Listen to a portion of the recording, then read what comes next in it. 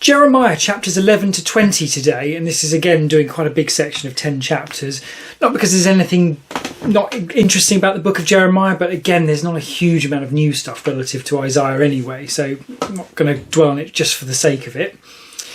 We open this one with Baal is back, which is excellent. For anyone who's not been following along, Baal is actually Baal, the fake god of Canaanites or something like that. He was quite a big feature much further back, but less so these days anyway.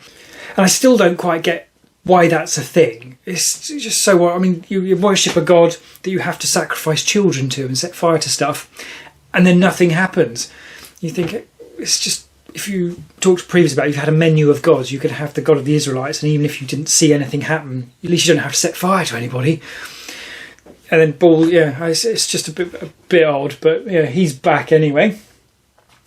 We have Jeremiah reiterating again that the sin the Israelites have fallen foul of is just failure to be faithful to God, and this is repeated a lot by Jeremiah. I mean, he is, at least, we'll say, very, very clear on what the problem is. It is very Old Testament-y, this bit, though. I think that's the problem, because you get used to the Old Testament, sure. Then you hit Isaiah and you say, oh, it seems very forward-looking. And you get some very different vibes in terms of, punishment and all the rest of it, and then looking forward to, I will not rebuke you, and things like that. And then you finish Isaiah, and there's still quite a bit of Old Testament left, and it's going back to really Old Testament-y stuff. And it's, I was sort of ready to move on, but never mind. Interestingly, Jeremiah then specifically asked God why the wicked prosper. And I thought it's been an interesting time to have a quick read of the actual Bible and read it to you, because it's useful just to check in with that every now and then. So we're going to need the keeper of the book.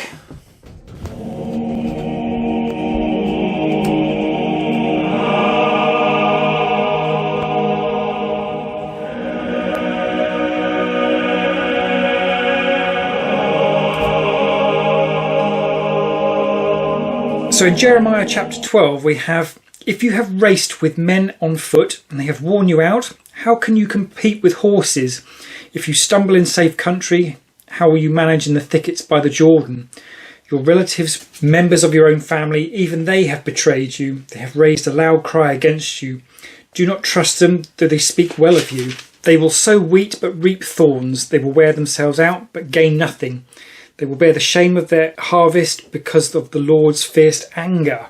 Yeah, so basically, and that was skipping. That was verses 5, 6 and 13. So all the middle bit is the same.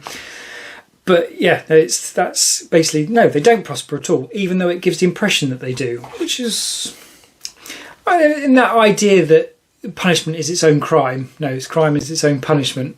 As we talked about before, the punk on the road acting like a moron. I think there's a reasonable argument that actually the thing that's wrong in their life that's causing them to behave like that is actually also their punishment, because they're going to be miserable. Surely, are there any really truly happy, terrible people?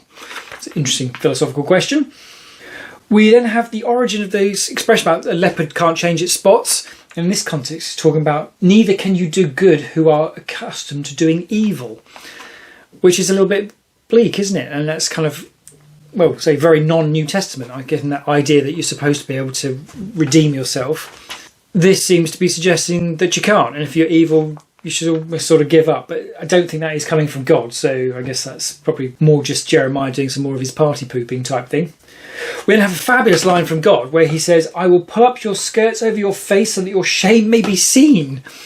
And it's one of those great examples of stuff that's you could easily take out of context, because you could frame that as God's being an awful bully. It's like it's like the definitive bully behaviour, isn't it? Putting a skirt up over your head. But that's taken in the context of talking about people doing detestable things. So it's more like lifting your skirt over to expose to people what you're doing that you shouldn't be doing. But taken out of context, it could be a great argument for God being a terrible bully. Interestingly, then we touch on a theme that picks up later on, probably in the next video. It's about false prophets. There seem to be a lot of those around at this point, and then that raises the obvious question of how you're supposed to tell if a prophet is false or not. That bit doesn't get addressed particularly much here, so we'll come back to that next week, I think. But we then move on to the Israelites are complaining because they're in the middle of a drought, and they come back to God and saying, okay, we're really sorry, this Baal guy can't make it rain, because obviously if you don't exist you can't make it rain. So they're saying to God, could you make it rain pretty please?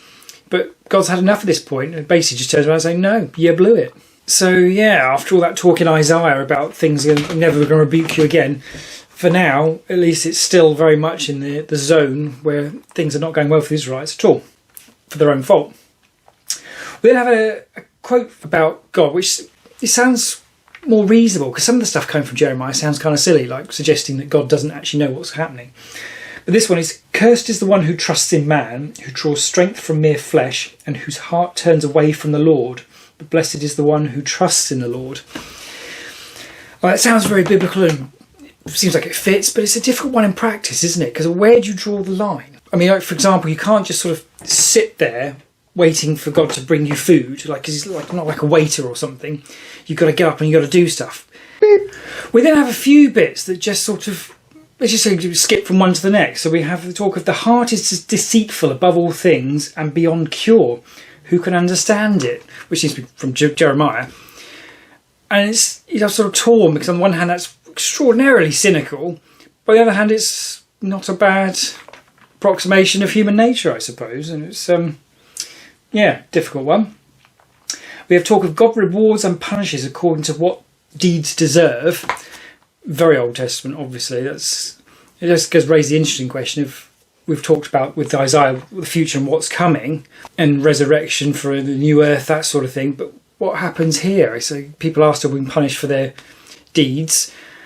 It's a kind of confusing one, because like David, for example, did some really terrible things, but is held by God to be great. But there's no talk of this future thing. So I think Isaiah makes the Old Testament more confusing in some ways. We have a reminder as well to keep the Sabbath holy. So again, another very Old Testament idea. And we have Jeremiah suggest that people are after him and ask God to punish them. So again, another Old Testament idea. But it does seem that these worries are not unfounded, because there's a priest called Pashur, something, who has Jeremiah beaten. Jeremiah is clearly not worrying about nothing. And when Pashur, whatever his name is, lets Jeremiah go, Jeremiah sort of leaves it with, the Babylonians are coming, you're going to get invaded. Which of course then does happen within Jeremiah's lifetime as well, but difficult to tell if this was written or when this was written. And then we finish on Jeremiah having a bit of a grumble that it basically sucks to be a prophet. And who can argue with him?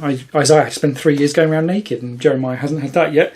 But he has had a beating for doing the right thing. And it's, again, that message that following God is not necessarily going to be an easy thing.